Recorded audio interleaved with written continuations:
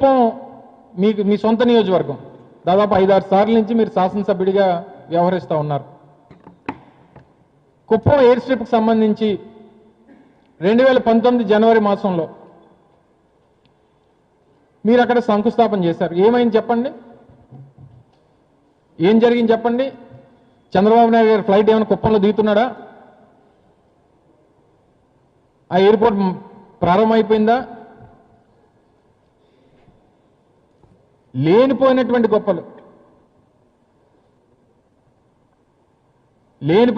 గొప్పలు చెప్పుకొని అది విజన్ అని చెప్తాడు. డాటా సెంటర్ తీసుకొస్తే అది మేమే తీసుకొచ్చామని చెప్తాడు. గ్రీన్ హైడ్రోజన్ హబ్ ఆ రోజు జగన్మోహన్ రెడ్డి గారు తీసుకొని వస్తే అది మేమే తీసుకొని వచ్చామని చెప్తారు.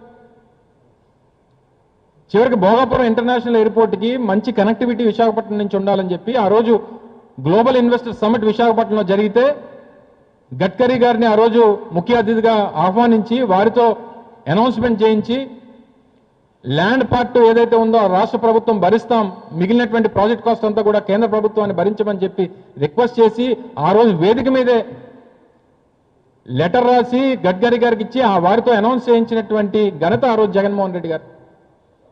ఏమైపోయింది? 6 లైన్ల హైవే విశాఖపట్నం పోర్ట్ నుంచి భోగాపురం ఇంటర్నేషనల్ ఎయిర్పోర్ట్కి. ఈ 2 సంవత్సరాల్లో మీరు సాధించిందేంటి? అధికారంలోకి వస్తే మెట్రో అంటావు, ఎయిర్పోర్ట్ అంటావు, పోర్ట్ అంటావు. చివరికి నిన్న మెట్రో గురించి కూడా ఏం జరిగిందో చూశారు. విశాఖపట్నంకి సంబంధించి మెట్రో గురించి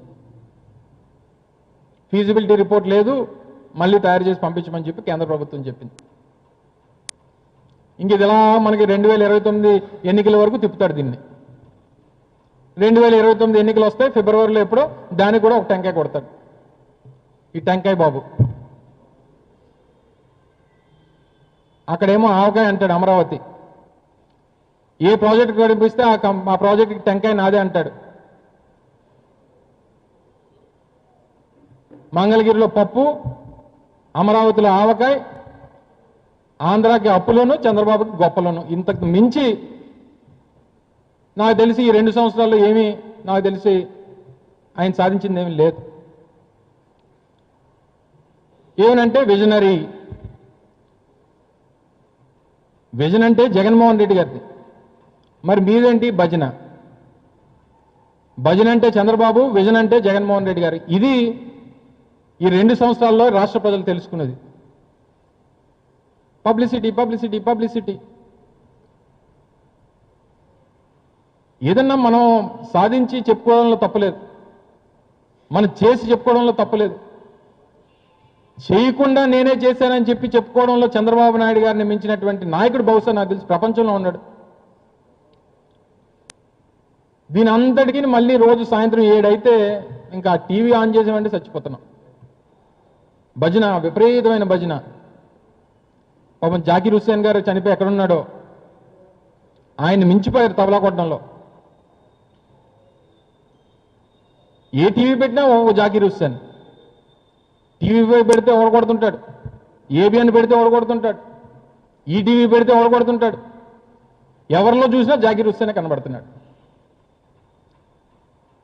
ఇంత కొట్టి కొట్టి కొట్టి కొట్టి వీళ్ళు ఏమైపోతారని భయం వేస్తుంది నాకు.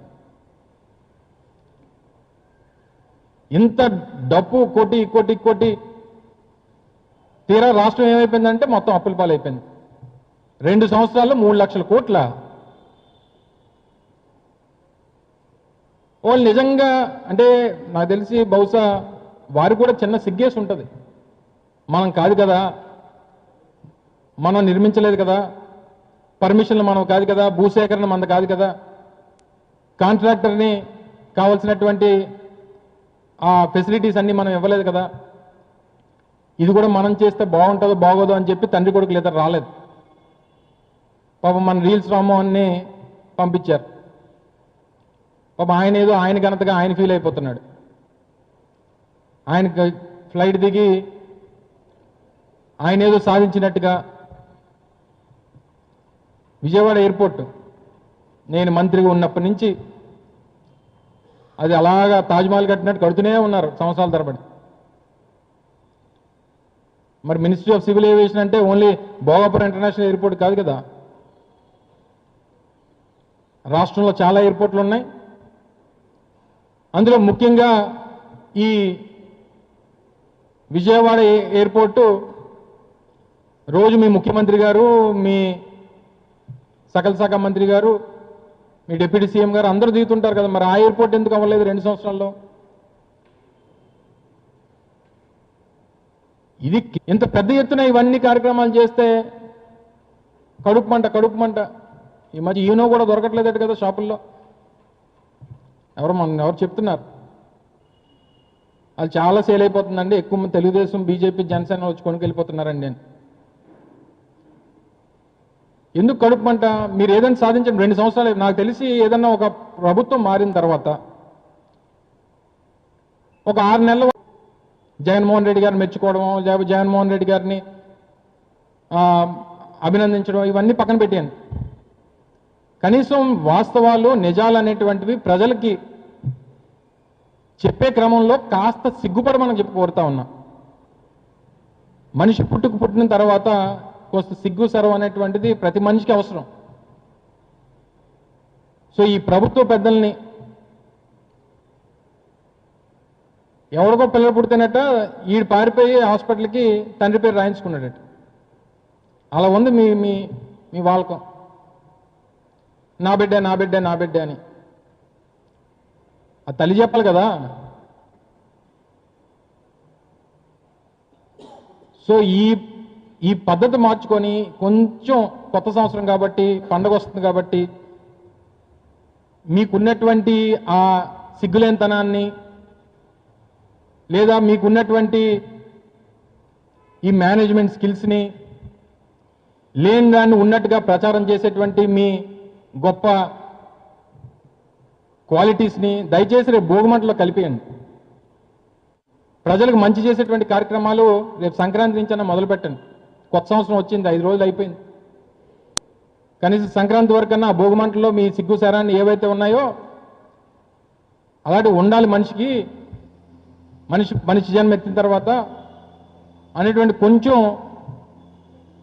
ఆలోచన చేయమని చెప్పి ఈ ప్రభుత్వ పెద్దలను మరొకసారి ఈ సందర్భంగా కోరుతూ, ఈ సందర్భంగా ఇంత యుద్ధ ప్రాతిపదికన ఆ రోజు జగన్మోహన్ రెడ్డి గారికి ఇచ్చినటువంటి మాట ప్రకారం జిఎంఆర్ సంస్థ ఈ ప్రాంత ప్రజల తాలూకా ఆశల్ని, ఆలోచనల్ని, కళల్ని నెరవేర్చినటువంటి జిఎంఆర్ సంస్థకి మరొకసారి వైఎస్ఆర్ కాంగ్రెస్ పార్టీ తరఫున మల్లికార్జునరావు గారికి, ఆ సంస్థ ప్రతినిధులకి అందరికీ కూడా హృదయపూర్వకంగా ధన్యవాదాలు తెలియజేసుకుంటూ, మరొకసారి మీ అందరి తరఫున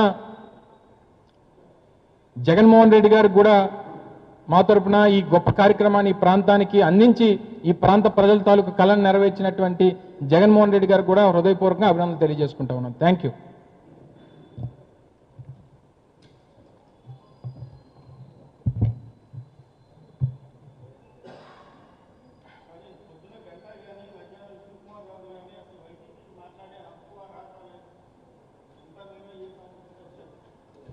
అంతా అలా చేశారా? ఏం చేశారు? పబ్లిసిటీయా?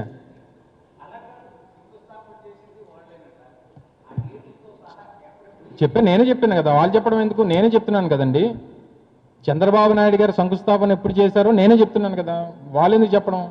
వాళ్ళు గుర్తుందో లేదో ఎప్పుడు చేశారో నేను చెప్తున్నాను కదా. ఫిబ్రవరి 14 ప్రేమికుల రోజు, అంతే కదా ఫిబ్రవరి 14 అంటే. ఫిబ్రవరి 14 2019 సాధారణ ఎన్నికలకి నోటిఫికేషన్ ఇచ్చినటువంటి 20 రోజుల ముందు చంద్రబాబు నాయుడు గారు శంకుస్థాపన చేశారు. ఆ రోజుకి చేతిలో భూమి లేదు, 139 రిట్ పిటిషన్స్ ఉన్నాయి, కాంట్రాక్టర్తో ఒప్పందం కుదరలేదు, భూ సేకరణ జరగలేదు, రీహాబిటేషన్ జరగలేదు. ఏది జరగకుండా ఎలా చేయొచ్చో మా చంద్రబాబు నాయుడు గారికి తెలియాలి. అవన్నీ మేం చేశాం కాబట్టి ఆ కేసులను అధిగమించి కావాల్సినటువంటి పర్మిషన్స్ తీసుకొని వచ్చి అవన్నీ మా ప్రభుత్వంలో మేము చేశాం కాబట్టి, జగన్మోహన్ రెడ్డి గారి పాలనలో ఆయన ముఖ్యమంత్రిగా చేశాం కాబట్టి మా ఘనతగా చెప్పుకున్నాం. మాకేమీ ఇందులో మొహమాటం ఏముంది? సో దయచేసి నేను కోరేది ఏంటంటే ఇవి వాస్తవాలు. ఇందులో నేను చెప్పినటువంటి దాంట్లో ఏదన్నా తేడా ఉంటే సమాధానం చెప్పమనండి. మీరు చెప్పినటువంటి సోకాల్ నాయకులు ఎవరైతే ఉన్నారో వాళ్ళని అడుగుతా ఉన్నా నేరుగా, వాళ్ళు చర్చకి సిద్ధమా చెప్పమనండి.